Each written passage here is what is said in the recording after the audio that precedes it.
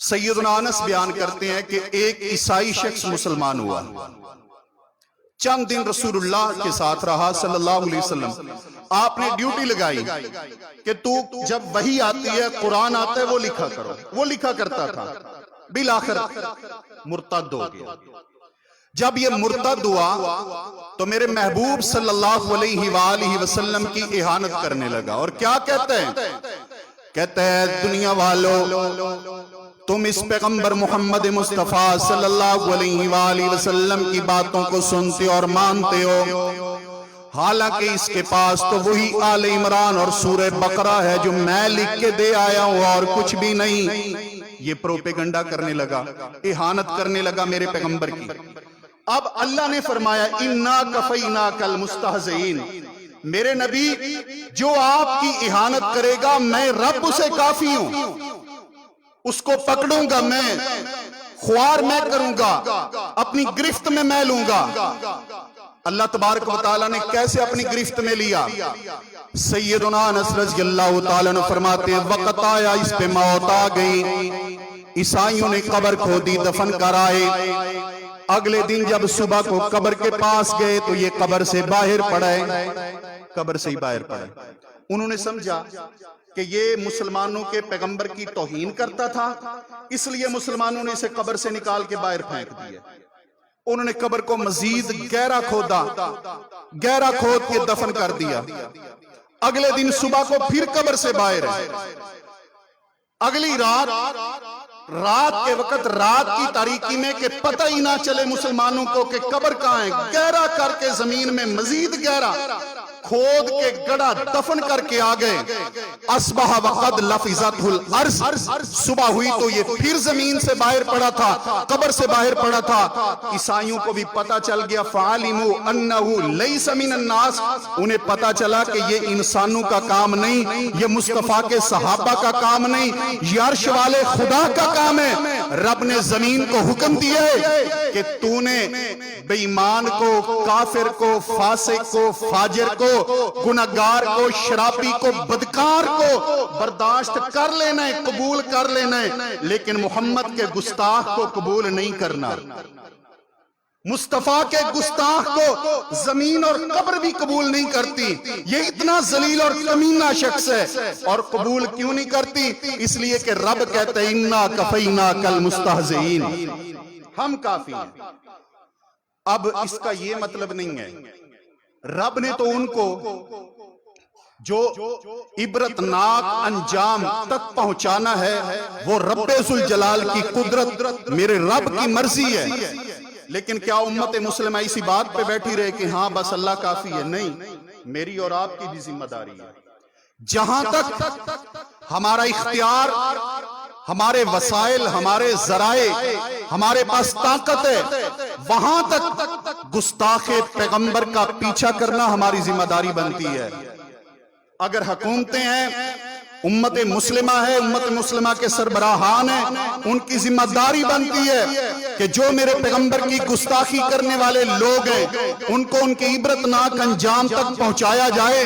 سب سے پہلے کم از کم ان کے ساتھ بائیکاٹ تو کیا جائے، ان کے سفیروں کو نکالا جائے، ان کی تجارتی معاشی یہ سب بائیکاٹ کیے جائیں، ان کے رزق دینے والی اللہ کی ذات ہے۔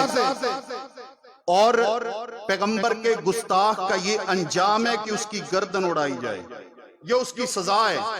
قرآن کہتا ہے، قرآن نے فرمایا ان الذین یؤذون اللہ ورسولہ لعنہم اللہ فی الدنیا والآخرہ، کہ وہ لوگ جو اللہ اور اس کے رسول کو تکلیف دیتے ہیں اللہ تبارک و تعالیٰ نے دنیا اور آخرت میں ان پہ لعنت کی ہے۔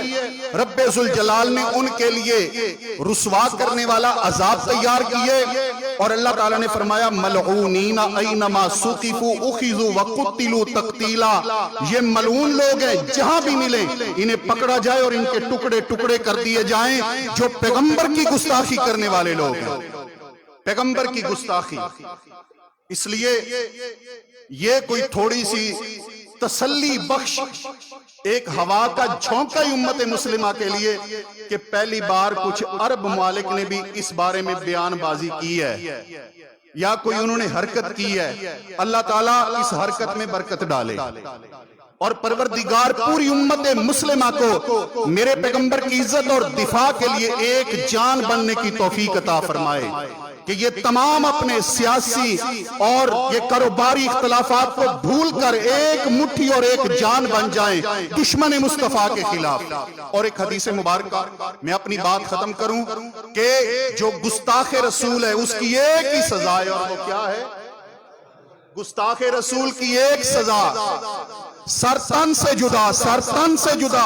یہ میرا نعرہ نہیں ہے، یہ نبی کا نعرہ بھی ہے۔ کعب بن اشرف یہودی جو پیغمبر کا گستاخ تھا، میرے نبی نے محمد ابن مسلمہ کی قیادت میں اپنا وفد بھیج کر اس کو قتل کرایا۔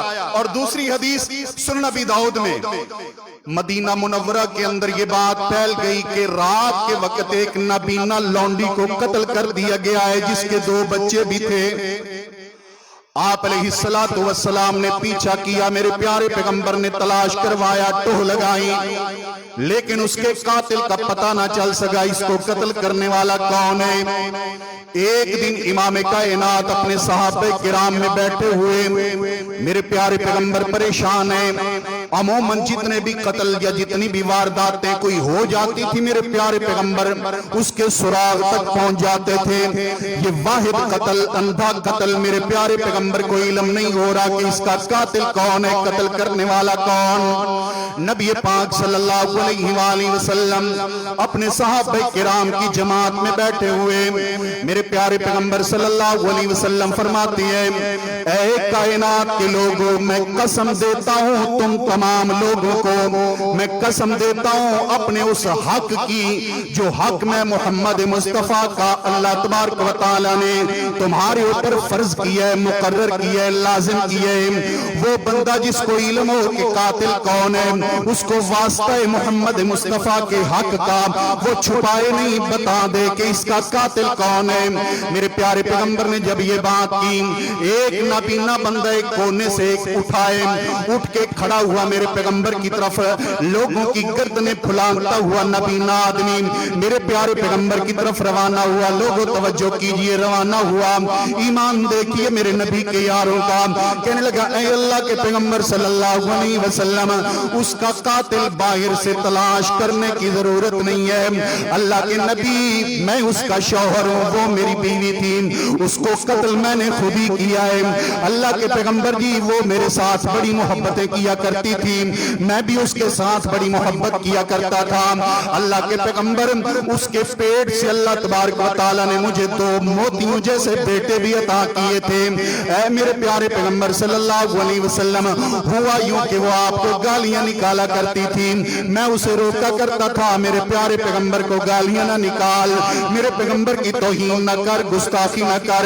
اے اللہ کے پیغمبر اس رات جس رات یہ قتل ہوئی ہے، آمینہ کے لال اس نے آپ کی گستاخی کی، میرے پیارے پیغمبر مجھ سے برداشت نہیں ہو سکا، میں اس کے سونے کا انتظار کرتا رہا۔ اے نبی پاک صلی اللہ علیہ وآلہ وسلم، یہ اپنے دونوں بچوں کے درمیان لیٹی ہوئی تھی، سوئی ہوئی تھی۔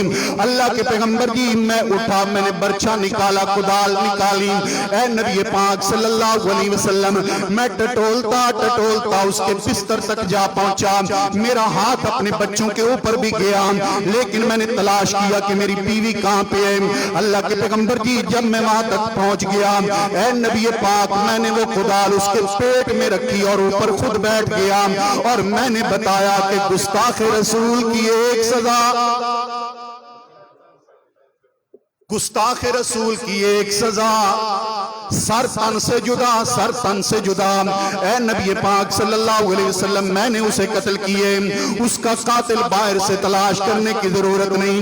میرے پیارے پیغمبر خاموش ہو گئے ہیں، اتنے میں مالک کائنات کی طرف سے وہی میرے پیارے پیغمبر پر آئی، میرے نبی نے فیصلہ سنا دیا۔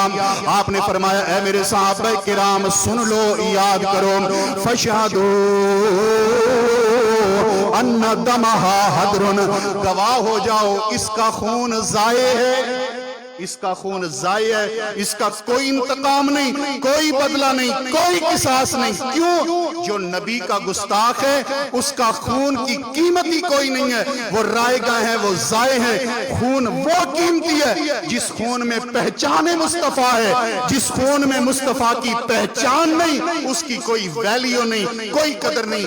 اللہ مالک کائنات سے دعا ہے، پروردگار عالم یہ جو انڈیا کے اندر گستاخیاں کرنے والے ہیں میرے نبی میرے رسول کے، میرے مالک ان کو نیست و نابود فرما۔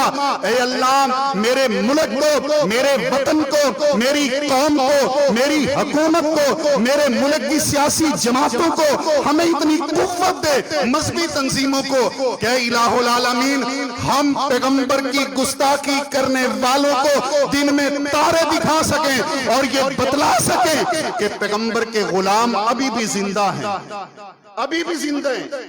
اتنے ماننے والے میرے نبی کے کیسے گستاخی ہو جاتی ہے میرے رسول کی؟ اس کی ایک ہی وجہ ہے، ہمارے خون میں ڈالر رچ گئے ہیں، غیروں کا پیسہ رچ گئے، ہمارے خون کے اندر لوگوں IMF کی غلامی رچ گئی ہے، اور جب تک ہم اس غلامی سے نکلیں گے نہیں اس وقت تک یہ امت عزت کی زندگی جی نہیں سکتی۔ اللہ ہمیں عزت عطا فرمائے، اللہ ہمیں آزادی عطا فرمائے، میرا مالک میرے ملک اور قوم کو پروردگار خوددار قوم بنائے، آمین ثم آمین۔ وَأَقُولُ قَوْلِي هَذَا وَأَسْتَغْفِرُ اللَّهَ لِي وَلَكُمْ وَلِسَائِرِ